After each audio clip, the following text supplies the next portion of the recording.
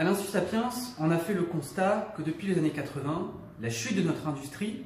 avec la division par 2 de son poids dans notre PIB et la division par 2 du nombre d'emplois disponibles sur le territoire, était largement corrélée à une chute des effectifs dans l'enseignement technologique et professionnel. On a eu depuis les années 80 une baisse de 17% des effectifs, alors que les effectifs dans les enseignements généraux ont bondi de plus de 110%.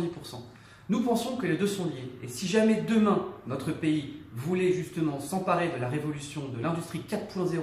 pour pouvoir créer de nouvelles richesses, créer de nouvelles valeurs et pouvoir affirmer sa souveraineté nationale d'un point de vue économique, il fallait à la fois revaloriser l'enseignement technologique et professionnel et créer de nouvelles vocations.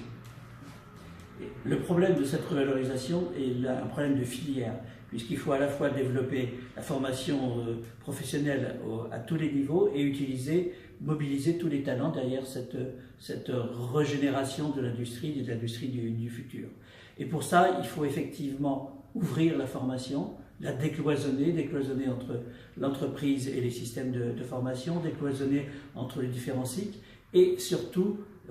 prendre en compte cette transition éducative qui est en cours pour être capable d'associer dans la formation à la fois le développement des connaissances, le développement des compétences et le développement de l'expérience.